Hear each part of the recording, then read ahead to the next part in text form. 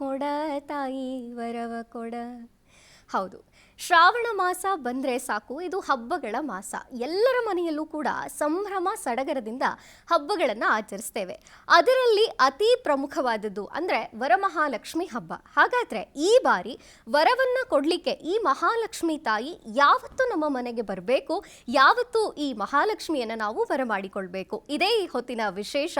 ವರಮಹಾಲಕ್ಷ್ಮಿ ಹಬ್ಬ ಯಾವಾಗ? ಆಗಸ್ಟ್ 21 ಅಥವಾ ಆಗಸ್ಟ್ 28. ನಾನು ಮಂಜರಿ ಹೊಂಬಾಳಿ. ಹಾಗಾದರೆ ಈ ಹಬ್ಬದ ಕುರಿತಾದ ವಿಶೇಷ ಮಾಹಿತಿಗಳು, ಹಬ್ಬವನ್ನು ಹೇಗೆ ಆಚರಣೆ ಮಾಡಬೇಕು, ಪ್ರಮುಖವಾಗಿ ಯಾವತ್ತು ಯಾವ ಮುಹೂರ್ತದಲ್ಲಿ ಆಚರಣೆ ಮಾಡಬೇಕು, ಇದನ್ನೆಲ್ಲವನ್ನ ಸಮಗ್ರವಾಗಿ ತಿಳಿಸಿಕೊಡ್ಲಿಕ್ಕೆ ನಮ್ಮ ಈ ಕಾರ್ಯಕ್ರಮದಲ್ಲಿ ವಿಶೇಷ ಅತಿಥಿ ವೇದಬ್ರಹ್ಮ ಶ್ರೀ ದೇವದತ್ತ ಶರ್ಮಾ ಗುರುಜಿಯವರಿದ್ದಾರೆ. ಅವ್ರನ್ನ ಕಾರ್ಯಕ್ರಮಕ್ಕೆ ಸ್ವಾಗತಿಸೋಣ. ಗುರುಗಳೇ ನಮಸ್ತೆ, ಕಾರ್ಯಕ್ರಮಕ್ಕೆ ಸ್ವಾಗತ. ಸರ್ವಮಂಗಲ ಮಂಗಲ್ಯೆ ಶಿವೆ ಸರ್ವಾರ್ಥ ಸಾಧಿಕೆ ಶರಣ್ಯೆ ತ್ರಂಬಕೆ ಗೌರಿ ನಾರಾಯಣಿ ನಮಸ್ತುತೆ. ನಮಶ್ಚಂಡಿಕಾಹಿ ಶ್ರೀ ಗುರುಭ್ಯೋ ನಮಃ. ಎಲ್ಲ ಆತ್ಮೀಯ ವೀಕ್ಷಕರಿಗೆ ಪ್ರೇಕ್ಷಕರಿಗೆ ನಮಸ್ಕಾರ. ಗುರುಗಳೇ, ತಮ್ಮನ್ನು ಸ್ವಾಗತಿಸ ಜೊತೆಗೆ ಮೊದಲನೇ ಪ್ರಶ್ನೆ ಅಂದರೆ, ಶ್ರಾವಣ ಮಾಸ ಬಂದರೆ ಸಾಕು ಎಲ್ಲರ ಮನೆಯಲ್ಲಿ ಒಂದು ತಯಾರಿ ನಡೆಯುತ್ತೆ. ಪ್ರತಿಯೊಂದು ಹಬ್ಬದ ವ್ಯವಸ್ಥೆಗಳನ್ನು ಮಾಡಿಕೊಳ್ಳೋದು, ಹಬ್ಬದ ತಯಾರಿಯನ್ನು ಮಾಡಿಕೊಳ್ಳೋದು, ಪ್ರತಿ ಹಬ್ಬಕ್ಕೂ ಏನಾದರೂ ಒಂದು ಅಣಿ ಮಾಡೋದು ಅಂತ. ಅದರಲ್ಲಿ ಮುಖ್ಯವಾಗಿ ಬರೋದು ಅಂದರೆ ವರಮಹಾಲಕ್ಷ್ಮಿ ಹಬ್ಬ. ಇವತ್ತಿನ ಕಾಲದಲ್ಲಂತೂ ಎಲ್ಲರ ಮನೆಯಲ್ಲಿ ಸಂಭ್ರಮ ಸಡಗರದಿಂದ ಆಚರಣೆ ಮಾಡ್ತಾರೆ. ಯಾಕೆ ಅಷ್ಟು ಮಹತ್ವ ಈ ವರಮಹಾಲಕ್ಷ್ಮಿ ಹಬ್ಬಕ್ಕೆ? ಲಕ್ಷ್ಮಿ ಯಾರಿಗೆ ಬೇಡ ಹೇಳಿ? ಲಕ್ಷ್ಮಿ ಎಲ್ಲರಿಗೂ ಬೇಕು.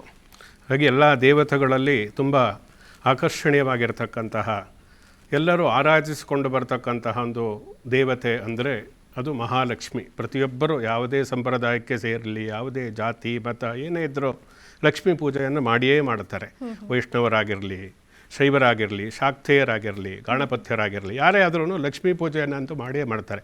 ಯಾಕೆಂದರೆ ಲಕ್ಷ್ಮಿ ಅನ್ನತಕ್ಕಂತಹ ಪದದಲ್ಲಿ ಅಷ್ಟೊಂದು ಆಕರ್ಷಣೆ ಇದೆ.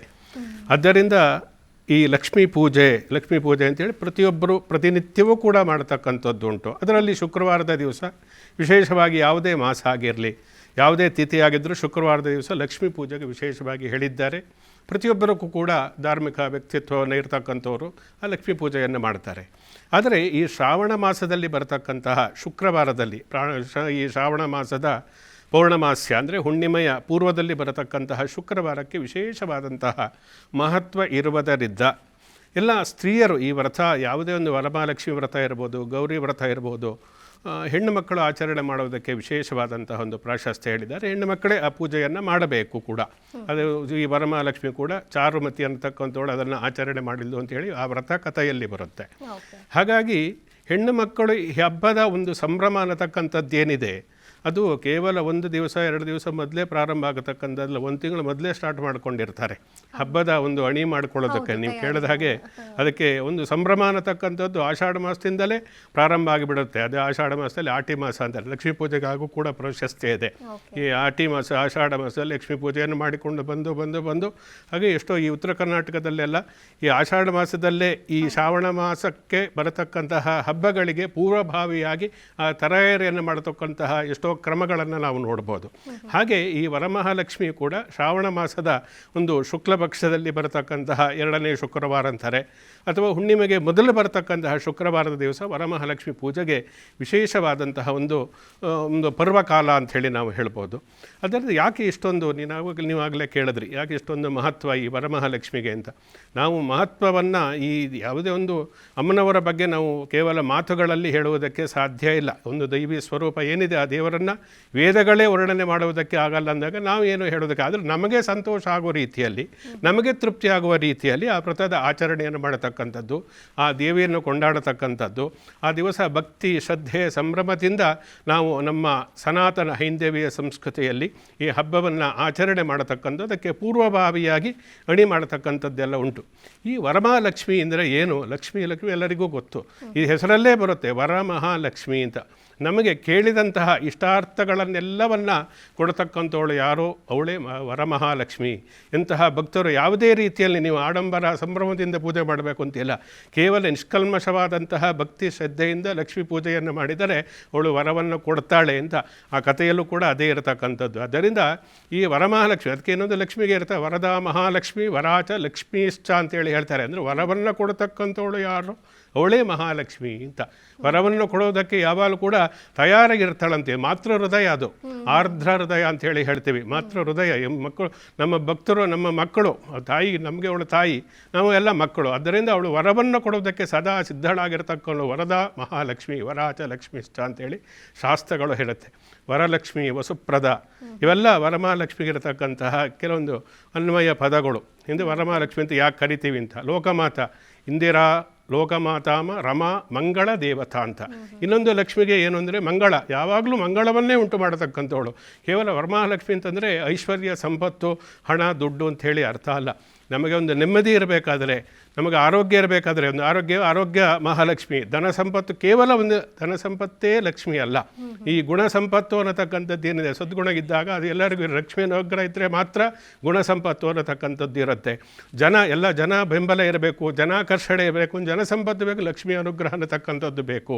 ನಿರೋಗವಾಗಿರತಕ್ಕಂತಹ ಶರೀರ ನಮಗೆ ಬೇಕು ಅಂದರೆ ಲಕ್ಷ್ಮಿ ಅನುಗ್ರಹ ಅನ್ನತಕ್ಕಂಥದ್ದು ಬೇಕು. ಆರೋಗ್ಯಬದ್ಧಂ ಖಲು ಧರ್ಮ ಸಾಧನಂ, ಹೆಲ್ತ್ ಈಸ್ ವೆಲ್ತ್ ಅಂತೇಳಿ ಹೇಳ್ತಾರೆ. ಅದರಿಂದ ಅಂತಹ ಆರೋಗ್ಯ ನಮಗೆ ಬೇಕು ಅಂದರೆ ಲಕ್ಷ್ಮಿ ಅನುಗ್ರಹ ಇಲ್ಲದೆ ಇದ್ದರೆ ಎಷ್ಟೇ ಐಶ್ವರ್ಯ ಇರಲಿ, ಎಷ್ಟೇ ಧನ ಸಂಪತ್ತು ಇರಲಿ, ಏನೇ ಸೌಕರ್ಯಗಳಿದ್ರೂ ಪ್ರಯೋಜನ ಇಲ್ಲ.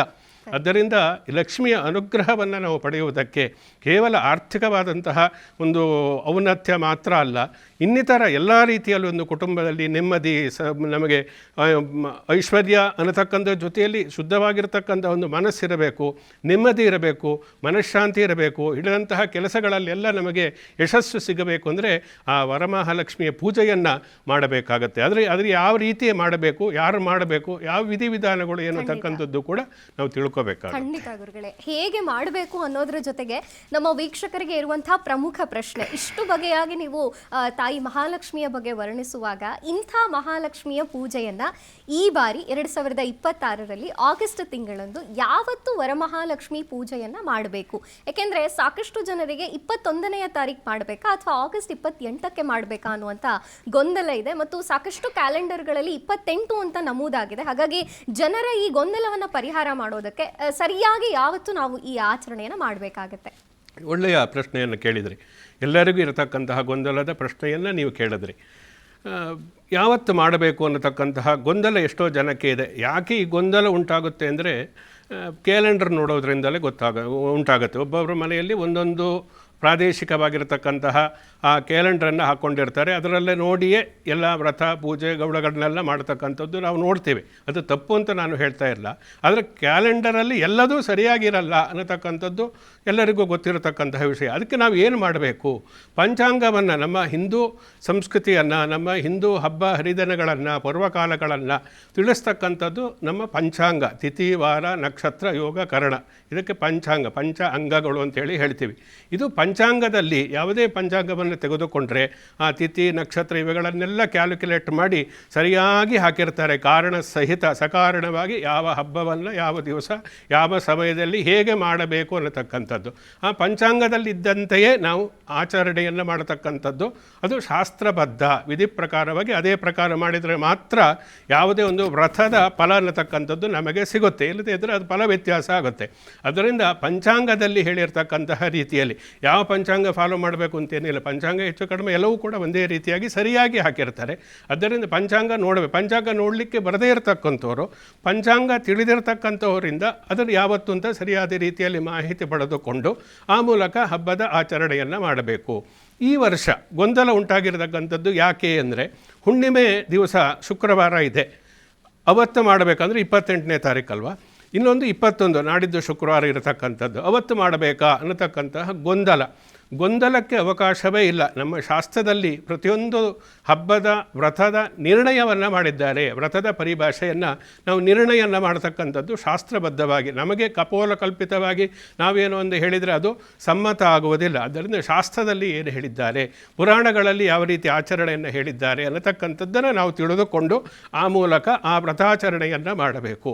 ಹಾಗೆ ಈ ವರಮಹಾಲಕ್ಷ್ಮಿ ವ್ರತವೂ ಕೂಡ ಯಾವತ್ತು ಮಾಡಬೇಕು ಅನ್ನತಕ್ಕಂಥದ್ದಕ್ಕೆ ಗೊಂದಲಕ್ಕೆ ನೇರವಾದಂತಹ ಉತ್ತರ ಅಂದರೆ ನಾಳಿದ್ದು 21ನೇ ತಾರೀಕು ಶುಕ್ರವಾರವೇ ಬೇಕು. ಅದು ಶಾಸ್ತ್ರ ಸಮ್ಮತ ಅನ್ನತಕ್ಕ. ಯಾಕೆ ಅಂತಕ್ಕಂಥ ಒಂದು ಕ್ವಶನ್ ಬಂದರೆ ಶಾಸ್ತ್ರದಲ್ಲಿ ಎಲ್ಲಿ ಹೇಳಿದ್ದಾರೆ, ಶಾಸ್ತ್ರ ಪ್ರಮಾಣ ಬೇಕಲ್ಲ ನಮಗೆ.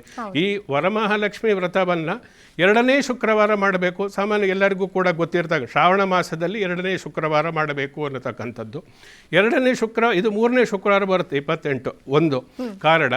ಆಮೇಲೆ ಇನ್ನೊಂದು ಆ ವ್ರತ ಕಥೆಯಲ್ಲೇ ಹೇಳಿದ್ದಾರೆ. ಅಂದರೆ ಈ ವರಮಹಾಲಕ್ಷ್ಮಿ ವ್ರತ ಚಾರುಮತಿ ಅನ್ನತಕ್ಕಂತಹ ಒಂದು ಅವಳು ಸಾಧ್ವಿ ಗೃಹಿಣಿ ಅನ್ನತಕ್ಕಂಥ ಇದನ್ನು ಮಾಡಿದಳು ಅನ್ನತಕ್ಕ. ಶುಕ್ಲೆ ಶ್ರಾವಣಿಕೆ ಮಾಸಿ ಪೂರ್ಣಮೋಪಾಧ್ಯಂ ಭಾರ್ಗವೆ ತರುಶ್ಚಾರುಮತಿ ಮುಖ್ಯ ಕಾಂಕ್ಷಮಾಣೆ ಮೃಗೋರ್ಧ್ಯಮಂ ಭಾಗ್ಯೋದಯೇನ ಸಂಪ್ರಾಪ್ತೆ ವರಲಕ್ಷ್ಮಿ ದಿನೇ ತಥಾ ಅಂತ ಹೇಳಿ ಸ್ಪಷ್ಟವಾಗಿ ಹೇಳಿದ್ದಾರೆ. ಅಂದರೆ ಶುಕ್ಲಪಕ್ಷದ ಶ್ರಾವಣ ಮಾಸದಲ್ಲಿ ಬರತಕ್ಕಂತಹ ಪೂರ್ಣಿಮಾ ಅಂದರೆ ಹುಣ್ಣಿಮೆಗೆ ಮೊದಲು ಬರತಕ್ಕಂತಹ ಶುಕ್ರ ಅಂದರೆ ನಿಯರೆಸ್ಟ್ ಅಂದರೆ ಹುಣ್ಣಿಮೆಗೆ ಸಮೀಪದಲ್ಲಿರ್ತಕ್ಕಂತಹ ಶುಕ್ರವಾರ ಯಾವುದು ಇದೆ ಅವತ್ತೇ ನೀವು ಆ ವರಮಹಾಲಕ್ಷ್ಮಿ ವ್ರತವನ್ನು ಮಾಡಬೇಕು ಅನ್ನತಕ್ಕಂಥದ್ದು ಶಾಸ್ತ್ರವಾಕ್ಯ. ಅಂದರೆ ಹುಣ್ಣಿಮೆಗೆ ಮೊದಲು ಬರತಕ್ಕಂಥದ್ದು ಅದು 2 3 ಅಂತ ಏನಂತ ನಾವು ಗೊಂದಲಕ್ಕೆ ಬಿಡಬೇಕು. ಸಾಮಾನ್ಯವಾಗಿ ರೂಢಿಯಲ್ಲಿರ್ತಕ್ಕಂಥದ್ದು 2ನೇ ವಾರ ಮಾಡಬೇಕು ಅನ್ನತಕ್ಕಂಥದ್ದು. ಆಮೇಲೆ ಅದು ಹುಣ್ಣಿಮೆ ದಿವಸ ಶುಕ್ರವಾರದ ಒಂದು ವ್ಯಾಪ್ತಿ ಇರಬೇಕು. ಹುಣ್ಣಿಮೆಯ ಜೊತೆಯಲ್ಲಿ ಕೃಷ್ಣ ಪಕ್ಷದ ಅಂದರೆ ಅಮಾವಾಸ್ಯೆ ಬರುತ್ತೆ ಕೃಷ್ಣ ಪಕ್ಷದಲ್ಲಿ. ಆ ಕೃಷ್ಣ ಪಕ್ಷದಲ್ಲಿ ಬರತಕ್ಕಂತಹ ಪಾಡ್ಯ ಹುಣ್ಣಿಮೆ ದಿವಸ ಇದ್ದರೆ ಅದು ವರಮಹಾಲಕ್ಷ್ಮಿ ವ್ರತಕ್ಕೆ ಅದು ಅವತ್ತು ಮಾಡಬಾರ್ದು ಅನ್ನತಕ್ಕಂಥದ್ದು. ಅಂದರೆ 28ನೇ ತಾರೀಕು ಶುಕ್ರವಾರ ಏನಿದೆ ಹುಣ್ಣಿಮೆ ಇಲ್ಲವೇ ಇಲ್ಲ. ಅವತ್ತು ಹುಣ್ಣಿಮೆ ಇರತಕ್ಕಂಥದ್ದು ಕೇವಲ ಒಂದು 9 ಗಂಟೆವರೆಗೆ ಇದೆ, 6 ಗಳಿಗೆ ಅಷ್ಟೇ ಇರತಕ್ಕಂಥದ್ದು. ಹುಣ್ಣಿಮೆಯ ನಂತರದಲ್ಲಿ ಕೃಷ್ಣ ಪಕ್ಷ ಬಂದ್ಬಿಡುತ್ತೆ. ಕೃಷ್ಣ ಪಕ್ಷದಲ್ಲಿ ಯಾರು ವರಮಹಾಲಕ್ಷ್ಮಿ ವ್ರತವನ್ನು ಮಾಡುವುದಿಲ್ಲ. ಆದ್ದರಿಂದ ಈಗ ನಾಡಿದ್ದು 21ಕ್ಕೆ ನವಮಿ ಇದೆ, 2ನೇ ಶುಕ್ರವಾರ ಎಲ್ಲವೂ ಕೂಡ ಇರುವುದರಿಂದ ಪ್ರಶಸ್ತವಾದಂತಹ ದಿವಸ. ಶಾಸ್ತ್ರಬದ್ಧವಾಗಿಯೂ ಕೂಡ ಅವತ್ತೇ ಮಾಡಬೇಕು. ಅವತ್ತು ಮಾಡದೆ ನೀವು ಅಜ್ಞಾನದಿಂದ ಕೃಷ್ಣ ಪಕ್ಷದಲ್ಲಿ ವ್ರತವನ್ನು ಮಾಡಿದರೆ ಪತ್ನಿ ಪುತ್ರ ಐಶ್ವರ್ಯ ಎಲ್ಲ ನಾಶ ಆಗುತ್ತೆ ಅಂತ ಹೇಳಿ ಭವಿಷ್ಯ ಪುರಾಣದಲ್ಲಿಯೂ ಕೂಡ ಹೇಳಿದ್ದಾರೆ. ಯಾವತ್ತು ಮಾಡಬೇಕು ಅನ್ನತಕ್ಕಂಥದ್ದು ಹೇಳಿದ್ದಾರೋ ಅವತ್ತು ಮಾಡಬೇಕು, ಯಾವತ್ತು ಮಾಡಬಾರದು ಅಂತ ಹೇಳಿದ್ದಾರೋ ಅವತ್ತು ಮಾಡಲೂಬಾರದು. ಎರಡೂ ಕೂಡ ನಮಗೆ ತಿಳಿದಿರಬೇಕು. ಈ ವ್ರತ ಎಲ್ಲ ಏನಿದೆ ಈ ವರಮಹಾಲಕ್ಷ್ಮಿ ವ್ರತವು ಕೂಡ ಕಾಮ್ಯಕರ್ಮ. ನಮ್ಮ ಕಾಮ್ಯಕರ್ಮ, ನೈಮಿತ್ತಿಕ ಕರ್ಮ, ನಿತ್ಯ ಕರ್ಮಗಳು ಅಂತ ಪ್ರತಿಯೊಬ್ಬರಿಗೂ ಕೂಡ 3 ಇರುತ್ತೆ. ಅದರಿಗೆ ವ್ರತಗಳೆಲ್ಲವೂ ಕೂಡ ಕಾಮ್ಯಕರ್ಮಗಳು.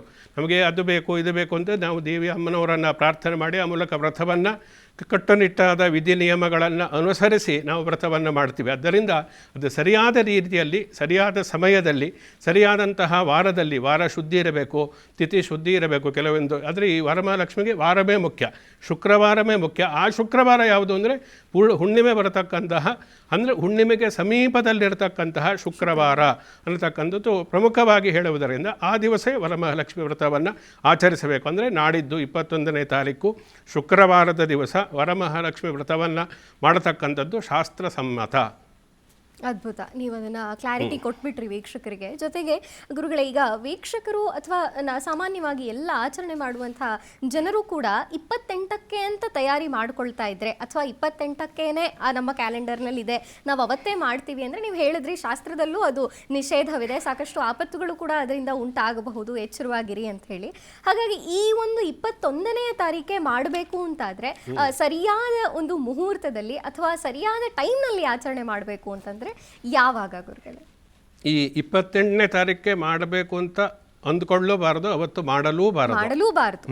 ಆದರೆ ಸ್ತ್ರೀ ಸಹಜವಾಗಿರ್ತಕ್ಕಂತಹ ಏನಾದರೂ ಮೈಲಿಗೆ ಇಂಥದ್ದು ಬಂದರೆ ವರಮಹಾಲಕ್ಷ್ಮಿ ದಿವಸ ಮಾಡಲಿಕ್ಕೆ ಆಗದೇ ಇದ್ದರೆ ಶ್ರಾವಣ ಪಕ್ಷದ ಯಾವುದೋ ಒಂದು ಶುಕ್ರವಾರ ಮಾಡ್ಬೋದು ಅಥವಾ ನವರಾತ್ರಿಯ ದಿವಸದಲ್ಲಿ ಮಾಡ್ಬೋದು ಅನ್ನತಕ್ಕಂಥದ್ದು ಇನ್ನೊಂದು ಆಪತ್ತು ಕಾಲದ ಒಂದು ಧರ್ಮಶಾಸ್ತ್ರ ಅನ್ನತಕ್ಕಂತಹ ನಿರ್ಣಯ ಇರುವುದರಿಂದ ಮಾಡಬಹುದು. ಈ ಕಾರಣದಿಂದ ಇನ್ನೊಂದು ಶುಕ್ರವಾರ ಅಥವಾ 28ನೇ ತಾರೀಕು ಮಾಡಬೇಕೇ ಹೊರತು ಅದು ಬಿಟ್ಟು ಬೇರೆ ಇನ್ಯಾವುದು ಕ್ಯಾಲೆಂಡರಲ್ಲಿ ಹಾಕಿದ್ದಾರೆ ಅಥವಾ ಎಲ್ಲರೂ ಮಾಡ್ತಾರೆ ಅಂತ ನಾವು ಮಾಡ್ತಕ್ಕಂಥದ್ದು ಹೀಗೆಲ್ಲ ಮಾಡಬಾರದು.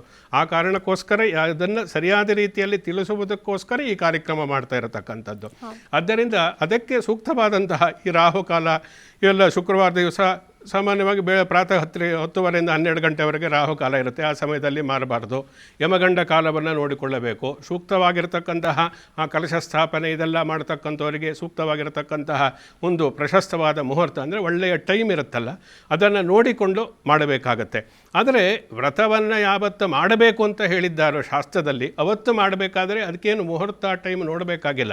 ಸಂಪೂರ್ಣವಾದಂತಹ ಸೂರ್ಯೋದಯದಿಂದ ಸೂರ್ಯಾಸ್ತದವರೆಗೆ ಪ್ರಶಸ್ತವಾದಂತಹ ಸಮಯವೇ ಆಗಿರುತ್ತೆ.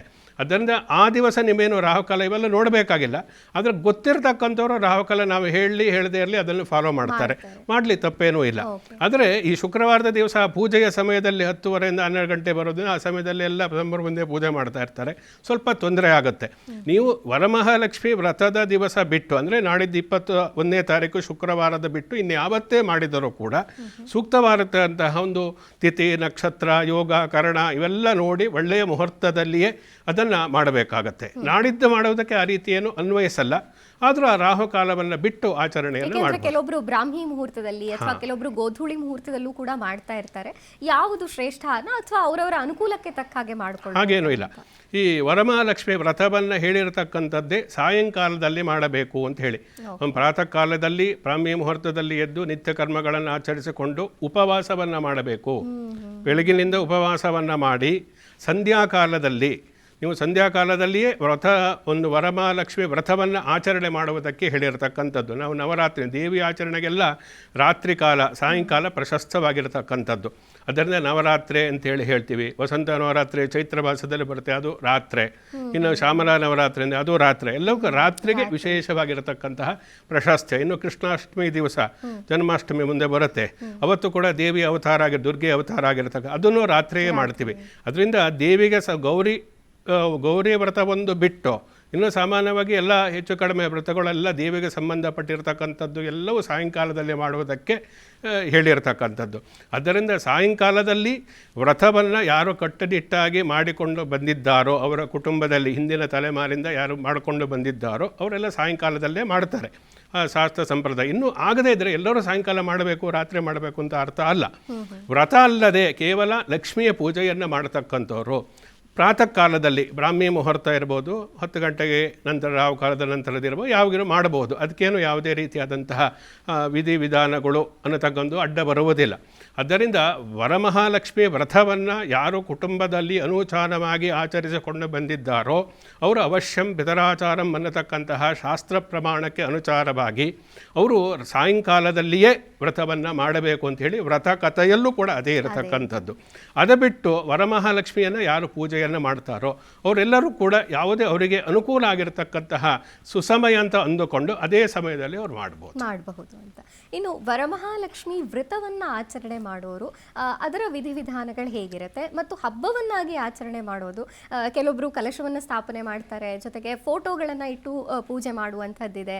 ಹೀಗೆ ಸಾಕಷ್ಟು ವಿಧಾನಗಳಿರೋದ್ರಿಂದ ಯಾವುದು ಸೂಕ್ತ, ಹೇಗೆ ಮಾಡಬೇಕು ಅಂತ? ಈ ಒಬ್ಬೊಬ್ಬರ ಮನೆಯಲ್ಲಿ ಒಂದೊಂದು ಪದ್ಧತಿ ಇರುತ್ತೆ. ಈಗ ಮೂಲ ತತ್ವವನ್ನು ನಾವು ಅರ್ಥ ಮಾಡಿಕೊಳ್ಳಬೇಕು. ಅಂದರೆ ನಮಗೆ ಆ ದೇವರ ಒಂದು ಕಲ್ಪನೆ ಅನ್ನತಕ್ಕಂಥದ್ದು, ಲಕ್ಷ್ಮಿಯ ಕಲ್ಪನೆ ಅನ್ನತಕ್ಕಂಥದ್ದು ಬರಲಿ ಅನ್ನೋದಕ್ಕೋಸ್ಕರ ನಾವು ಒಂದು ಚಿತ್ರಪಟವನ್ನಿರ್ಬೋದು, ಒಂದು ಕಲಶ ಇರ್ಬೋದು, ಅಥವಾ ಲಕ್ಷ್ಮಿಯ ವಿಗ್ರಹ ಇರ್ಬೋದು, ಅದರಲ್ಲಿ ಆ ದೇವಿಯನ್ನು ನಾವು ಕಲ್ಪನೆ ಮಾಡಿ ಆವಾಹಿಸಿಕೊಂಡು ಪ್ರಾಣ ಪ್ರತಿಷ್ಠೆಯನ್ನು ಮಾಡಿ ಪೂಜೆಯನ್ನು ಮಾಡಬೇಕು ಅನ್ನತಕ್ಕಂಥದ್ದು. ಆದರೆ ಮೂಲ ಸ್ವರೂಪವನ್ನು ನಾವು ನೋಡಿಕೊಂಡ್ರೆ ಅಮ್ಮನವರಿಗೆ ನಿರ್ಗುಣ, ನಿರಾಕಾರ, ನಿರ್ವಿಕಲ್ಪ, ನಿರಾಬಾದಿ ಎಲ್ಲವೂ ಕೂಡ ಸಹಸ್ರನಾಮದಲ್ಲಿಯೇ ಬರುತ್ತೆ. ಆದ್ದರಿಂದ ಯಾವುದೇ ಒಂದು ನಿರ್ಗುಣವಾಗಿರತಕ್ಕಂತಹ ಸ್ವರೂಪ ಅಮ್ಮನವರಿಗೆ, ಆ ಮಹಾಲಕ್ಷ್ಮಿಗೆ ಇರತಕ್ಕಂಥದ್ದು. ಅದನ್ನು ನಾವು ಸರ್ವಸ್ಯಾದ್ಯ ಮಹಾಲಕ್ಷ್ಮಿ ತ್ರಿಗುಣ ಪರಮೇಶ್ವರಿ ಅಂತೇಳಿ ಹೇಳ್ತೀವಿ. ಅದು ಲಕ್ಷ್ಮೀ ಮಹಾಲಕ್ಷ್ಮಿ ಅನ್ನತಕ್ಕಂಥದ್ದು ಮೂಲ ಸ್ವರೂಪ ಇರತಕ್ಕಂಥದ್ದು. ಆ ದೇವಿ ಎಲ್ಲ ಮಹಾಕಾಳಿ, ಮಹಾಲಕ್ಷ್ಮಿ, ಮಹಾಸರಸ್ವತಿ ಅಂತ ಏನು ಹೇಳ್ತೀವಿ, ಅದಕ್ಕೆ ಮೂಲ ಸ್ವರೂಪದಲ್ಲಿರ್ತಕ್ಕಂಥ ಮಹಾಲಕ್ಷ್ಮಿ.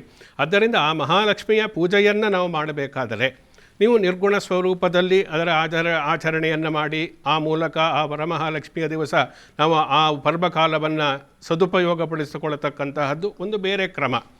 ಆದರೆ ಈಗ ಸಾಮಾನ್ಯವಾಗಿ ಜನರಲ್ ಆಗಿ ಏನು ಮಾಡ್ತಾರೆ, ಕಲಶದಲ್ಲಿ ಆವಾಹನೆಯನ್ನು ಮಾಡ್ತಾರೆ. ಕೆಲವೊಂದು ಮನೆಯಲ್ಲಿ, ಕೆಲವೊಂದು ಕಡೆ ಚಿತ್ರಪಟಕ್ಕೆ ಪೂಜೆಯನ್ನು ಮಾಡ್ತಕ್ಕಂಥವ್ರು ಇದ್ದಾರೆ. ಕೆಲವು ಲಕ್ಷ್ಮೀ ವಿಗ್ರಹ ಇದ್ದರೆ ಅದಕ್ಕೆ ಪೂಜೆಯನ್ನು ಮಾಡ್ತಾರೆ, ಅಥವಾ ಲಕ್ಷ್ಮೀ ಕಾಸು ಇದ್ದರೆ ಅದಕ್ಕೆ ಪೂಜೆ ಮಾಡ್ತಾರೆ. ಯಾವುದೇ ಆದರೂ ಕೂಡ ನಮಗೆ ಆ ಒಂದು ಪ್ರತಿಮಾಸು ಅಪ್ರಬುದ್ಧಾನಾಮ್ ಅಂತೇಳಿ ಪ್ರತಿಮೆ ಅನ್ನತಕ್ಕಂಥದ್ದು ನಮಗೆ ದೇವರ ಕಲ್ಪನೆಯನ್ನು ಕೊಡುತ್ತೆ. ದೇವಿ ಹೀಗಿದ್ದಾಳೆ, ಲಕ್ಷ್ಮಿ ಅಂತಂದರೆ ಹೀಗಿದ್ದಾಳೆ, ಪದ್ಮಗಳನ್ನು ಹಿಡಿದಾಳೆ, ಅಭಯ ವರದ ಹಸ್ತ ಇದೆ, ಇವೆಲ್ಲ ನಮಗೆ ಕಲ್ಪನೆ ಬರಬೇಕು. ಅದಕ್ಕೋಸ್ಕರ ನಾವು ವಿಗ್ರಹದಲ್ಲಿ ಪೂಜೆಯನ್ನು ಮಾಡ್ತಕ್ಕಂಥದ್ದು, ಚಿತ್ರಪಟದಲ್ಲಿ ಪೂಜೆಯನ್ನು ಮಾಡ್ತಕ್ಕಂಥದ್ದು. ಆದರೆ ಕಲಶ ಇಡಬೇಕಾದ್ರೆ ಅದರಲ್ಲೂ ಕೂಡ ಕೆಲವೊಂದು ಗೊಂದಲಗಳು ಇದೆ. ನಮ್ಮಲ್ಲಿ ಪದ್ಧತಿ ಇದೆ, ಕಲಶ ಇಡಬೇಕೋ ಇಡಬಾರ್ದಾ, ಪದ್ಧತಿ ಇಲ್ಲದೇ ಇರತಕ್ಕಂಥವ್ರು ಕಲಶವನ್ನು ಇಡಬಹುದಾ, ಇಟ್ಟರೆ ಏನಾದರೂ ತೊಂದರೆ ಆಗುತ್ತಾ, ಹೀಗಿದ್ದೆಲ್ಲ ತುಂಬ ಕನ್ಫ್ಯೂಸ್ ಇದೆ, ಗೊಂದಲಗಳು ಇರತಕ್ಕಂಥದ್ದು. ಆ ರೀತಿಯಾಗಿ ತಿಳಿದವರಿಂದ ಸರಿಯಾದ ರೀತಿಯಲ್ಲಿ ನಮಗೆ ಪ್ರತಿಯೊಂದು, ಯಾಕೆಂದರೆ ನಾವೇನೂ ಹೇಳಬಾರ್ದು, ಶಾಸ್ತ್ರ ಪ್ರಮಾಣ ಅನ್ನತಕ್ಕಂಥ ನಮಗೆ ಬೇಕಾಗತ್ತೆ. ಕಲಶ ಇಡಬೇಕಾ ಇಡಬಾರ್ದಾ ಅನ್ನತಕ್ಕಂಥದ್ದಕ್ಕೆ ಶಾಸ್ತ್ರದಲ್ಲಿ ಏನು ಹೇಳುತ್ತೆ, ನಾವು ಧರ್ಮಸಿಂಧು ಅಥವಾ ಶಾಸ್ತ್ರ ಸ್ಮೃತಿ ವಾಕ್ಯಗಳನ್ನು ನಾವು ನೋಡಬೇಕು. ಕಲಶ ಎಲ್ಲರೂ ಇಟ್ಟು ಪೂಜೆಯನ್ನು ಮಾಡಬಹುದು. ಇಡದೇ ಇರತಕ್ಕಂತಹ ಒಂದು ಸಂಪ್ರದಾಯ ಯಾರ ಮನೆಯಲ್ಲಿ ಇಲ್ವೋ ಅವರು ಕಲಶವನ್ನು ಇಡಬಾರ್ದು. ಈ ಕಾಲದಲ್ಲಿ ಏನು ಸ್ವಲ್ಪ ಗ್ರ್ಯಾಂಡಾಗಿ ಮಾಡಬೇಕು ಅಂತ ಅಲಂಕಾರ ಎಲ್ಲ ಮಾಡಿ ಚೆನ್ನಾಗಿ ಮಾಡಬೇಕಲ್ಲ, ಕಲಶ ಇಟ್ಟರೆ ಮಾತ್ರ ಮಾಡೋದಕ್ಕೆ ಸಾಧ್ಯ. ಅದರಿಂದ ಎಷ್ಟೋ ಜನ ಅದನ್ನು ಫಾಲೋ ಮಾಡ್ತಾರೆ, ತಪ್ಪು ಅಂತೇನೂ ಅಲ್ಲ. ಕಾಲಕ್ಕೆ ಸರಿಯಾಗಿ ನಾವು ಕೆಲವೊಂದು ಯಾರಿಗೂ ತೊಂದರೆ ಆಗದೇ ಇರತಕ್ಕಂಥ ರೀತಿಯಲ್ಲಿ ಎಲ್ಲದೂ ಒಳ್ಳೆಯದೇ ಆಗುತ್ತೆ ಅಂದರೆ ಬದಲಾವಣೆ ಮಾಡಿಕೊಳ್ಳೋದ್ರಲ್ಲಿ ಯಾವುದೇ ರೀತಿ ತೊಂದರೆ ಇಲ್ಲ. ಆದರೆ ನಮ್ಮ ಬದಲಾವಣೆಯಿಂದ ಬೇರೆ ಯಾರಿಗೂ ತೊಂದರೆ ಆಗಬಾರ್ದು ಅಷ್ಟೇ. ಕಲಶ ಇಡೋದು ಅಥವಾ ಚಿತ್ರಪಟದಲ್ಲಿ ಪೂಜೆ, ವಿಗ್ರಹದಲ್ಲಿ ಪೂಜೆಯನ್ನು ಮಾಡತಕ್ಕಂಥ ಕೂಡ ವಿಧಿ ಪ್ರಕಾರ ಸರಿಯಾದಂತಹ ಕ್ರಮವೇ. ಓಕೆ ಗುರುಗಳೇ, ಇನ್ನು ಪೂಜೆಗೆ ಬಳಸುವಂತಹ ಸಾಮಗ್ರಿಗಳಿರಬಹುದು, ಮಹಾಲಕ್ಷ್ಮಿಗೆ ಇಂಥದ್ದು ಯಾವುದಾದ್ರೂ ಹೂ ಅತಿ ಶ್ರೇಷ್ಠ ಅನ್ನುವಂಥದ್ದು, ಅಥವಾ ನೈವೇದ್ಯ ಪದಾರ್ಥದಲ್ಲಿ ಇದನ್ನ ಮಹಾಲಕ್ಷ್ಮಿಗೆ ಅರ್ಪಿಸೋದು ಬಹಳ ಸೂಕ್ತ ಅನ್ನುವಂಥದ್ದು, ಪೂಜಾ ಸಾಮಗ್ರಿಗಳ ಬಗ್ಗೆ ಮಾತನಾಡೋದಾದ್ರೆ ಗುರುಗಳೇ? ನಿರ್ದಿಷ್ಟವಾಗಿ ಪ್ರತಿಯೊಂದು ದೇವರಿಗೂ ಕೂಡ ಒಂದೊಂದು ಪದಾರ್ಥಗಳು ಇಷ್ಟ, ಅದನ್ನು ಸಮರ್ಪಣೆ ಮಾಡಿ ಆ ದೇವರ ಅನುಗ್ರಹಕ್ಕೆ ನಾವು ಪಾತ್ರರಾಗಬೇಕು ಅನ್ನತಕ್ಕಂಥ ಎಲ್ಲ ವ್ರತದಲ್ಲೂ ಬರುತ್ತೆ. ಗಣಪತಿಗೆ ಮೋದಕ ಇಷ್ಟ, ಚಕ್ಕೋಲಿ ಇಂತಹದ್ದೆಲ್ಲ. ಕೃಷ್ಣನಿಗೆ ಕೂಡ ಉಂಡೆ, ಇವುಗಳೆಲ್ಲ ನವನೀತ ಅಂದರೆ ಬೆಣ್ಣೆ, ಇದೆಲ್ಲ ಕೃಷ್ಣನಿಗೆ ಇಷ್ಟ ಆಗಿರತಕ್ಕಂಥದ್ದು. ಹಾಗೆ ವರಮಹಾಲಕ್ಷ್ಮಿಯನ್ನು ಕೂಡ ನಾವು ತೆಗೆದುಕೊಂಡಾಗ ಪ್ರಮುಖವಾಗಿ ಅಪೂಪಗಳು ಅಂತ ಹೇಳ್ತಾರೆ. ಅದನ್ನು ಈ ಆಡು ಭಾಷೆಯಲ್ಲಿ ಹೇಳಬೇಕು ಅಂದರೆ ಸಜ್ಜಾಪ ಅಂತ ಹೇಳ್ತಾರೆ. ಅದನ್ನು 12 ಸಂಖ್ಯೆಯಲ್ಲಿ ನೈವೇದ್ಯವನ್ನು ಮಾಡಬೇಕು ಅಂತ ಹೇಳಿದ್ದಾರೆ. ಇನ್ನು ಕಲಶಕ್ಕೆ ಏನು ಹಾಕಬೇಕು, ಕಲಶ ಸ್ಥಾಪನೆಗೆಲ್ಲ ಕ್ರಮಗಳೆಲ್ಲ ಕೂಡ ಇದೆ, ಯಾವ ರೀತಿ ಮಾಡಬೇಕು ಅಂತ. ಮೊದಲನೇದಾಗಿ ಯಾವುದೊಂದು ವ್ರತ ಪೂಜೆಯನ್ನು ಮಾಡಬೇಕಾದರೆ ನಾವು ಶಾರೀರಿಕವಾಗಿ ಮಾನಸಿಕವಾಗಿ ದೃಢರಾಗಿರಬೇಕು. ಯಾಕೆಂದರೆ ಕಾನ್ಸಂಟ್ರೇಷನ್ ಬೇಕು. ಕೇವಲ ಪೂಜೆ ಮಾಡಬೇಕಾದ್ರೆ ಮನಸ್ಸು ಎಲ್ಲೋ ಹೋಗ್ತಾ ಇದ್ದರೆ ಅಥವಾ ಮೊಬೈಲ್ ನೋಡ್ಕೊಂಡು ಪೂಜೆ ಮಾಡ್ತಕ್ಕಂಥದ್ದು ಹೀಗಿದ್ದೆಲ್ಲ ಮಾಡಬಾರ್ದು. ಪೂಜೆಯನ್ನು ಮಾಡಬೇಕಾದರೆ ಕಾಯ ವಾಚ ಮನಸ ಶುದ್ಧವಾಗಿರತಕ್ಕಂತಹ ರೀತಿಯಲ್ಲೇ ಮಾಡಬೇಕು. ಅದಕ್ಕೋಸ್ಕರವೇ ಯಾವುದೇ ವ್ರತ ಪೂಜೆ ಪರ್ವಕಾಲ ಏನೇ ಆದರೂ ಉಪವಾಸವನ್ನು ಹೇಳಿರ್ತಕ್ಕಂಥ. ಉಪವಾಸ ಮಾಡಿದರೆ ಕಾನ್ಸಂಟ್ರೇಷನ್ ಬರುತ್ತೆ, ಏಕಾಗ್ರತೆ ಬರುತ್ತೆ. ಏಕಾಗ್ರತೆಯಿಂದ ನೀವು ಪೂಜೆಯನ್ನು ಮಾಡಿದರೆ ದೇವಿ ಆ ಮಹಾಲಕ್ಷ್ಮಿ ಅನುಗ್ರಹವನ್ನು ಮಾಡ್ತಾಳೆ. ಆದ್ದರಿಂದ ಮೊದಲನೇದಾಗಿ ಪ್ರತಿಯೊಂದು ಹಬ್ಬಕ್ಕೂ ಕೂಡ ಪೂಜೆ ಆಗುವವರೆಗಾದರೂ ಅಟ್ಲೀಸ್ಟ್ ಏನು ಆಹಾರವನ್ನು ಸ್ವೀಕರಿಸದೇ ಇರತಕ್ಕಂಥದ್ದು ಒಳ್ಳೆಯದು. ಅನಾರೋಗ್ಯದ ಸಮಸ್ಯೆ ಏನಾದರೂ ಇದ್ದರೆ ಎಷ್ಟು ಬೇಕೋ ಅಷ್ಟೇ ತೆಗೆದುಕೊಳ್ತಕ್ಕಂಥದ್ದು ಒಳ್ಳೆಯದು. ಯಾವುದಕ್ಕೂ ಉಪವಾಸ ಅನ್ನತಕ್ಕಂಥ ಉಪವಾಸತಿ ಇತಿ ಉಪವಾಸ ಅಂತೇಳಿ ಹೇಳ್ತಾರೆ. ಆ ಸಾನ್ನಿಧ್ಯ ಅನ್ನತಕ್ಕಂಥ ದೇವಿಯ ಸಮೀಪದಲ್ಲಿಯೇ ನಾವು ಇರಬೇಕು ಅನ್ನತಕ್ಕಂಥ ಉಪವಾಸ ಮಾಡತಕ್ಕಂಥದ್ದು ಮೊದಲನೆಯ ಹಂತ. ಎರಡನೇದಾಗಿ ಕಲಶ ಸ್ಥಾಪನೆ. ನೀವು ಕೇಳಿದರೆ ಕಲಶಕ್ಕೆ ಏನು ಹಾಕಬೇಕು ಅಂತ. ಇಮಮ್ಮೆ ಗಂಗೆ ಇಮನೆ ಸರಸ್ವತಿ ಅಂದರೆ ನೀರನ್ನು ಹಾಕಿ ಶುದ್ಧೋದಕ, ಶುದ್ಧವಾಗಿರತಕ್ಕಂತಹ ಅಮೃತೋದಕ, ಅಮೃತ ಸಮಾನವಾಗಿರತಕ್ಕಂತಹ ನೀರನ್ನು ನಾವು ಕಲಶಕ್ಕೆ ಹಾಕತಕ್ಕಂಥದ್ದು ಎಲ್ಲ ಕಡೆಯಲ್ಲೂ ಇದೆ. ಒಂದು ಕಲಶ ಇಟ್ಟರೆ ಅದಕ್ಕೆ ನೀರನ್ನು ಹಾಕ್ತಾರೆ. ಆದರೆ ವರಮಹಾಲಕ್ಷ್ಮಿಯ ಒಂದು ವ್ರತದಲ್ಲಿ ನಾವು ತೆಗೆದುಕೊಂಡ್ರೆ ನೀರಿನ ಜೊತೆಯಲ್ಲಿ ಕೆಲವೊಂದು ಸಂಪ್ರದಾಯಕ್ಕೆ ಅನುಸಾರ, ಎರಡು ತಪ್ಪು ಅಂತೇಳಿ ಅರ್ಥ ಅಲ್ಲ, ಧಾನ್ಯವನ್ನು ಹಾಕಬೇಕು. ಧಾನ್ಯ ಗೋಧಿ ಅಥವಾ ಅಕ್ಕಿ ಇರ್ಬೋದು, ಗೋಧಿ ಇರ್ಬೋದು, ಧಾನ್ಯವನ್ನು ಆ ಕಲಶದಲ್ಲಿ ನಾವು ಹಾಕಿ ಪೂಜೆಯನ್ನು ಮಾಡತಕ್ಕಂಥದ್ದು. ಯಾಕೆಂದರೆ ಧಾನ್ಯಲಕ್ಷ್ಮಿ, ಸಿದ್ಧಲಕ್ಷ್ಮಿ, ಮೋಕ್ಷಲಕ್ಷ್ಮಿ, ಜಯಲಕ್ಷ್ಮಿ, ಸರಸ್ವತಿ, ಶ್ರೀಲಕ್ಷ್ಮಿ, ವರಲಕ್ಷ್ಮಿ ಇಷ್ಟ ಪ್ರಸನ್ನ ಮಮ ಸರ್ವದ ಅಂತೇಳಿ ಈ ರೀತಿಯಾಗಿ ಅಷ್ಟಲಕ್ಷ್ಮಿಯರ ಒಂದು ವಿಶೇಷವಾಗಿರತಕ್ಕಂತಹ ಆವಾಹನೆಯನ್ನು ಕೂಡ ನಾವಲ್ಲಿ ಮಾಡಬೇಕಾಗಿರುವುದರಿಂದ ಆ ಧಾನ್ಯವನ್ನು ಪೂರಣ ಮಾಡಿ, ಅಂದರೆ ಧಾನ್ಯವನ್ನು ಹಾಕಿ ಅಕ್ಕಿ ಗೋಧಿ ಹಾಕಿ ಅದಕ್ಕೆ ಈ ಶುಷ್ಕ ಫಲಗಳು ಅಂದರೆ ಡ್ರೈ ಫ್ರೂಟ್ಸ್ ಅಂತೇಳಿ ಹೇಳ್ತಾರೆ, ಇದೆಲ್ಲವನ್ನು ಹಾಕತಕ್ಕಂಥದ್ದು. ಜೊತೆಯಲ್ಲಿ ಪುಷ್ಪ ಪಲ್ಲವ, ಪುಷ್ಪ ಅಂದರೆ ಹೂವು, ಗಂಧ, ಅರಿಶಿನ, ಕುಂಕುಮ. ಇನ್ನು ಪಲ್ಲವಗಳು ಅಂದರೆ ಚಿಗುರು, ಈ ಮಾವಿನ ಚಿಗುರು, ಈ ಪಂಚಪಲ್ಲವಗಳು ಅಂತ ಹೇಳ್ತಾರೆ. ಅಂತ ಪಂಚಪಲ್ಲವಗಳನ್ನು ಅದಕ್ಕೆ ಹಾಕಬೇಕು. ಅದಕ್ಕೆಲ್ಲ ನಮ್ಮ ಹಬ್ಬದ ಆಚರಣೆಯಲ್ಲಿ ಎಲ್ಲ ವೈಜ್ಞಾನಿಕವಾದಂತಹ ಹಿನ್ನೆಲೆ ಇದೆ. ನಂತರದಲ್ಲಿ ಅದನ್ನು ನಾವು ಸ್ವೀಕಾರ ಮಾಡಿದರೆ ಅದು ಔಷಧಿಯಾಗಿರುತ್ತೆ. ಅದರಿಂದ ಕಲಶಕ್ಕೆ ನಾವು ಏನೇನು ಹಾಕಬೇಕು ಅಂದರೆ ಅದನ್ನೇ ಹಾಕಬೇಕು, ಏನು ಹೇಳಿದ್ದಾರೋ ಅದೇ ಹಾಕಬೇಕೇ ಹೊರತು ಏನೇನನ್ನ ಹಾಕತಕ್ಕಂಥದ್ದಲ್ಲ. ಅದರಿಂದ ಧಾನ್ಯವನ್ನು ಹಾಕಬೇಕು, ಶುಷ್ಕ ಫಲವನ್ನು ಹಾಕಬೇಕು, ಕಲಶಕ್ಕೆ ಪುಷ್ಪ ಪಲ್ಲವಗಳನ್ನು ಹಾಕಬೇಕು, ಶುದ್ಧವಾಗಿರತಕ್ಕಂತಹ ಗಂಧವನ್ನು ಕಲಶಕ್ಕೆ ಹಚ್ಚಬೇಕು, ಒಳಗಡೆಯೂ ಕೂಡ ಹಾಕಬೇಕು. ಇದು ಒಂದು ಕ್ರಮ. ಇನ್ನು ಶುದ್ಧವಾಗಿರತಕ್ಕಂತಹ ನೀರನ್ನು ಕಲಶಕ್ಕೆ ಹಾಕಿ ಅದರ ಮೇಲೆ ತೆಂಗಿನಕಾಯಿ, ಮಾವಿನ ಸೊಪ್ಪು ಇಡಬೇಕಾ, ವಿಳಿದೆಲೆ ಇಡಬೇಕಾ ಅನ್ನತಕ್ಕಂಥ ಅದರಲ್ಲಿ ಬೇರೆ ಗೊಂದಲ ಇದೆ. ಆದರೆ ಫಲವಂತಂದರೆ ಈ ಮಾವಿನ ಎಲೆಯನ್ನು ಇಡತಕ್ಕಂಥದ್ದೇ ಶಾಸ್ತ್ರದಲ್ಲಿ ಹೇಳಿರತಕ್ಕಂಥದ್ದು. ಅದರಿಂದ ಕಲಶದ ಮಾವಿನ ಎಲೆ ಹಾಕಿ ಅದರ ಮೇಲೆ ತೆಂಗಿನಕಾಯಿಯನ್ನು ಇಟ್ಟು ಆ ತೆಂಗಿನಕಾಯಿ ಅರಿಶಿನ ಕುಂಕುಮ ಇವುಗಳನ್ನು ಲೇಪನ ಮಾಡಿ ನಂತರದಲ್ಲಿ ಅಲಂಕಾರವನ್ನು ಮಾಡಬೇಕು. ನಂತರದಲ್ಲಿ ಅದರ ಮುಂದೆ ವಿಗ್ರಹವನ್ನು ಇಡ್ತಾರೆ ಅಥವಾ ಬೊಂಬೆಯನ್ನು, ಲಕ್ಷ್ಮಿ ಬೊಂಬೆಯನ್ನು ಇಡ್ತಾರೆ. ಅವರವರ ಅನುಕೂಲಕ್ಕೆ ಸರಿಯಾಗಿ ಅವರಿಗೆ ಬೇಕಾದಂತೆ ಅವರು ಅಲಂಕಾರವನ್ನು ಮಾಡಿಕೊಳ್ಳಬಾರದು. ಆದರೆ ಇಲ್ಲಿವರೆಗೆ ಏನು ನಾವು ಮಾಡ್ತೀವಿ, ಕಲಶಕ್ಕೆ ಅಲಂಕಾರ, ಅದು ಮಾತ್ರ ಮೂಲ ಸ್ವರೂಪ. ಇನ್ನೇನೇ ಮಾಡಿದರೂ ಕೂಡ ಅದು ಎಕ್ಸ್ಟ್ರಾ ಇದ್ರ ಜೊತೆಯಲ್ಲಿ ಬರಲ್ಲ. ಖಂಡಿತ. ಇನ್ನು ಕಡೆಯ ಪ್ರಶ್ನೆ ಗುರುಗಳೇ, ಮಹಾಲಕ್ಷ್ಮಿ ಹಬ್ಬವನ್ನು, ವರಮಹಾಲಕ್ಷ್ಮಿಯನ್ನು ಬರಮಾಡಿಕೊಂಡು ಈ ಎಲ್ಲ ಪೂಜೆ ವಿಧಿವಿಧಾನಗಳನ್ನಾದ್ಮೇಲೂ ಕೂಡ ಎಲ್ಲ ಜನರಿಗೂ ಇರುವಂತಹ ಪ್ರಶ್ನೆ ಅಂದರೆ ಮಹಾಲಕ್ಷ್ಮಿಯನ್ನು ಒಲಿಸಿಕೊಳ್ಳೋದು ಹೇಗೆ ಅಂತ, ಏನು ಮಾಡಬೇಕು ಗುರುಗಳೇ? ಮಹಾಲಕ್ಷ್ಮಿಯನ್ನು ಒಲಿಸಿಕೊಳ್ಳತಕ್ಕಂಥದ್ದು ಸುಲಭ. ನೀವು ಹೇಳಿದರೆ ಎಲ್ಲರಿಗೂ ಕೂಡ ಸಂತೋಷ ಆಗುತ್ತೆ. ಏಕೆಂದರೆ ಮಹಾಲಕ್ಷ್ಮಿ, ಆದರೆ ಅದು ಯಾವ ರೀತಿಯಾಗಿ ಸುಲಭ, ತುಂಬ ಸುಲಭ. ನಾನು ಆಗಲೇ ಹೇಳಿದೆ, ಕಾಯ ವಾಚ ಮನಸ, ಆ ರೀತಿಯಾಗಿ ಪೂಜೆಯನ್ನು ಮಾಡಿದರೆ ತಾಯಿಯನ್ನು ನಾವು ಒಲಿಸಿಕೊಳ್ಳತಕ್ಕಂಥದ್ದು ಸುಲಭ. ತಾಯಿ ನಮ್ಮ ಪ್ರಾರ್ಥನೆಗೆ ತಕ್ಷಣ ಅನುಕಂಪದಿಂದ ಬಂದು ಅನುಗ್ರಹವನ್ನು ಮಾಡ್ತಾಳೆ. ಅದರಿಂದ ನಾವು ತಾಯಿಯನ್ನು ಇನ್ನು ಒಲಿಸಿಕೊಳ್ಳುವುದಕ್ಕೆ ಯಾವ ರೀತಿಯಾದಂಥ ಕಷ್ಟಪಡಬೇಕಾಗಿಲ್ಲ. ಒಂದು ನಿಷ್ಕಲ್ಮಶವಾದಂತಹ ಭಕ್ತಿಯಿಂದ, ದೈನ್ಯತೆಯಿಂದ ದೇವಿಯನ್ನು ಪ್ರಾರ್ಥನೆ ಮಾಡಿದರೆ ಸಾಕು. ವಿಜ್ಞಾನ ವೃದ್ಧಿಂ ಕುರುಮೇ ಗೃಹೇ ಶ್ರೀಹಿ, ಸುಧಾನ್ಯವೃದ್ಧಿಂ ಕುರುಮೇ ಗೃಹೇ ಶ್ರೀಹಿ. ಶ್ರೀಹಿ ಅಂದರೆ ಲಕ್ಷ್ಮಿ ಅಂಥೇಳಿ ಅರ್ಥ. ನನ್ನ ಮನೆಯಲ್ಲಿ ಧನಧಾನ್ಯಗಳು ನಿತ್ಯ ನೆಲೆದಾಡ್ತಾ ಇರಲಿ. ಸುವರ್ಣವೃದ್ಧಿಂ ಕುರುಮೇ ಗೃಹೇ ಶ್ರೀ, ನನ್ನ ಮನೆಯಲ್ಲಿ ಸುವರ್ಣ ವೃಷ್ಟಿ ಆಗಲಿ. ಅದೆಲ್ಲ ಈ ಶಾಸ್ತ್ರದಲ್ಲಿ ಬರತಕ್ಕಂಥದ್ದು. ಆದರೆ ಈ ರೀತಿಯಾಗಿ ನನಗೆ ಒಳ್ಳೆಯ ಬುದ್ಧಿಯ ಒಂದು ಅನುಗ್ರಹವನ್ನು ಮಾಡು. ಬುದ್ಧಿರೂಪೇಣ ಸಂಸ್ಥಿತ ಅಂತ ಲಕ್ಷ್ಮಿಗೆ ಇನ್ನೊಂದು ಹೆಸರು. ನಮಗೆ ಬುದ್ಧಿಯನ್ನು ಕೊಟ್ಟು ಸರಿಯಾದ ಸಮಯಕ್ಕೆ ಸರಿಯಾದ ರೀತಿಯಲ್ಲಿ ನಾವು ವರ್ತಿಸುವಂತೆ, ನಿರ್ಧಾರಗಳನ್ನು ತೆಗೆದುಕೊಳ್ಳುವಂತೆ ನಮಗೆ ಬುದ್ಧಿ ಪ್ರೇರಣೆಯನ್ನು ಮಾಡತಕ್ಕಂಥವಳು ಮಹಾಲಕ್ಷ್ಮಿ. ಆದ್ದರಿಂದ ನನಗೆ ಒಳ್ಳೆಯ ಬುದ್ಧಿಯನ್ನು ಕೊಡು ಅನ್ನತಕ್ಕಂತಹ ಪ್ರಾರ್ಥನೆಯನ್ನು ಮಾಡಬೇಕು. ಇದೆಲ್ಲ ಸುಲಭವಾಗಿ ಹೇಗೆ ಒಲಿಸಿಕೊಳ್ಳುವುದು ಅಂದರೆ ನಾವು ಶ್ರದ್ಧಾಭಕ್ತಿಯಿಂದ ಪೂಜೆಯನ್ನು ಮಾಡಬೇಕು. ಅದಕ್ಕೆ ಸಂಬಂಧಪಟ್ಟ ಇನ್ನು ಲೌಕಿಕವಾಗಿ ಹೇಳಬೇಕು ಅಂದರೆ ಲಕ್ಷ್ಮಿ ಅಷ್ಟೋತ್ತರದಿಂದ ಕುಂಕುಮಾರ್ಚನೆಯನ್ನು ಮಾಡತಕ್ಕಂಥದ್ದು. ಲಕ್ಷ್ಮಿಗೆ ಒಂದು ವಿಶೇಷ ಪಂಚಾಮೃತ ಅಭಿಷೇಕ ಅಂದರೆ ಷೋಡಶೋಪಚಾರ ಪೂಜೆ ಅಂತೇಳಿ ಹೇಳ್ತಾರೆ. ಧ್ಯಾನ, ಆವಾಹನ, ಪಾದ್ಯ, ಆಚಮನ, ಅಭಿಷೇಕ, ಧೂಪ, ದೀಪ, ನೈವೇದ್ಯ, ಇವುಗಳು ಅದರಲ್ಲಿ 12 ವಿಧವಾದಂತಹ ಅಪೂಪಗಳನ್ನು, ಸಜ್ಜಪ್ಪವನ್ನು ನೈವೇದ್ಯ ಮಾಡಿ ಅದನ್ನು ಉಪಾಯನ ದಾನವಾಗಿ ಕೊಡಬೇಕು. ಸುಮಂಗಲಿಯರಿಗೆ ಕುಂಕುಮವನ್ನು, ಅರಿಶಿನ ಕುಂಕುಮವನ್ನು, ಬಾಗಿನವನ್ನು ಕೊಡುವುದು, ಇವೆಲ್ಲವೂ ಕೂಡ ಲಕ್ಷ್ಮಿಗೆ ಪ್ರೀತಿಕರವಾಗಿರತಕ್ಕಂಥದ್ದು. ಆದ್ದರಿಂದ ಶಾಸ್ತ್ರೋಕ್ತವಾಗಿ ಷೋಡಶೋಪಚಾರ ಪೂಜೆಯನ್ನು ಮಾಡಿ ಲಕ್ಷ್ಮಿ ಅಷ್ಟೋತ್ತರ ಅಥವಾ ಸಹಸ್ರನಾಮವನ್ನು ಪಠಿಸಿ ಅದರಿಂದ ಪುಷ್ಪಾರ್ಚನೆಯನ್ನು ಮಾಡಿದೆ. ಅದರಲ್ಲೂ ಕೂಡ ವಿಶೇಷವಾಗಿ ಲಕ್ಷ್ಮಿಗೆ ಪ್ರೀತಿಕರವಾಗಿರ್ತಕ್ಕಂಥ ಪುಷ್ಪ ಅಂದರೆ ಅದು ತಾವರೆ ಹೂ. ಪದ್ಮಪ್ರಿಯೆ ಪದ್ಮಿನಿ ಪದ್ಮಹಸ್ತೆ ಪದ್ಮಾಲಯೇ ಪದ್ಮದಲಾಯತಾಕ್ಷಿ ಅಂತ ಲಕ್ಷ್ಮಿಗೆ ಇನ್ನೊಂದು ಹೆಸರು. ಆದ್ದರಿಂದ ಆ ಪದ್ಮವನ್ನು ದೇವಿಗೆ ಸಮರ್ಪಣೆಯನ್ನು ಮಾಡಿದೆ. ಇನ್ನೊಂದು ಲಕ್ಷ್ಮಿಯ ವಾಸಸ್ಥಾನವು ಕೂಡ ಆ ಪದ್ಮದಲ್ಲಿ, ತಾವರೆ ಹೂವಿನಲ್ಲೇ ಇದೆ ಎನ್ನತಕ್ಕಂಥದ್ದು ಕೂಡ ಹೇಳ್ತಾರೆ. ಅದರಿಂದ ತಾವರೆ ಹೂವಿಗೂ ಕೂಡ ಲಕ್ಷ್ಮಿ ಆವಾಹನೆ ಪೂಜೆ ಮಾಡತಕ್ಕಂಥದ್ದು. ಕೆಲವೊಂದು ವಿಶೇಷವಾದ ಕಾಮನೆಗಳಿಗೆ ಲಕ್ಷ್ಮಿ ತಾವರೆ ಹೂವಲ್ಲೇ ಪೂಜೆ ಮಾಡಬೇಕು ಅಂತ. ಅದನ್ನು ಲಕ್ಷ್ಮಿಗೆ ತಾವರೆ ಹೂವನ್ನು ಸಮರ್ಪಣೆಯನ್ನು ಮಾಡಿ ಪೂಜೆಯನ್ನು ಮಾಡಿದರೆ, ಸಹಸ್ರನಾಮ ಪೂಜೆಯನ್ನು ಮಾಡಿದರೆ, ಅಷ್ಟೋತ್ತರದಿಂದ ದೇವಿ ಅರ್ಚನೆಯನ್ನು ಮಾಡಿ ವಿಶೇಷವಾದಂತಹ ಆರತಿಯನ್ನು ಬೆಳಗಿ ಆ ಮೂಲಕ ಬಾಗಿನವನ್ನು ಕೊಟ್ಟು ನಂತರದಲ್ಲಿ ಸುವಾಸನೆ ಕುಂಕುಮವನ್ನು ಕೊಟ್ಟು ಪ್ರಾರ್ಥನೆಯನ್ನು ಮಾಡಬೇಕು. ಆ ಪ್ರಾರ್ಥನೆಗೆ ನಮ್ಮ ಲೋಪದೋಷಗಳು ಎಷ್ಟೋ ಆಗಿರುತ್ತೆ. ಪೂಜೆ ಮಾಡಬೇಕಾದ್ರೆ ತಿಳಿಯೋದು ತಪ್ಪುಗಳನ್ನು ಮಾಡಿರ್ತೀವಿ. ಆ ತಪ್ಪುಗಳನ್ನೆಲ್ಲವನ್ನು ಕ್ಷಮಿಸಿ ನನ್ನನ್ನು ರಕ್ಷಣೆ ಮಾಡಿ ನನಗೆ ಸಂಪತ್ತು ಐಶ್ವರ್ಯವನ್ನು ಕೊಡು ಅಂತ ಹೇಳಿ ವರಮಹಾಲಕ್ಷ್ಮಿಯಲ್ಲಿ ಪ್ರಾರ್ಥನೆಯನ್ನು ಮಾಡತಕ್ಕಂಥದ್ದು ಇದೆಯಲ್ಲ, ಇದೇ ನಮಗೆ ಅವಳು ಶೀಘ್ರದಲ್ಲಿ ಒರೆಸಿಕೊಳ್ಳತಕ್ಕಂತಹ ಒಂದು ಕ್ರಮ. ಎಸ್ ಗುರುಗಳೇ, ನಮ್ಮ ವೀಕ್ಷಕರ ಗೊಂದಲಗಳಿಗೆ, ಪ್ರಶ್ನೆಗಳಿಗೆ ಸಾಕಷ್ಟು ಕ್ಲಾರಿಟಿಯನ್ನು ಕೊಟ್ಟಿದ್ದೀರಿ ಮತ್ತು ಪೂಜೆಯ ವಿಧಿವಿಧಾನ ಎಲ್ಲವನ್ನ ತಿಳಿಸಿಕೊಟ್ಟಿದ್ದೀರಿ. ಧನ್ಯವಾದಗಳು. ಶುಭಮಸ್ತು. ಸಮಸ್ತ ಸನ್ಮಂಗಳಾನಿ ಭವಂತು.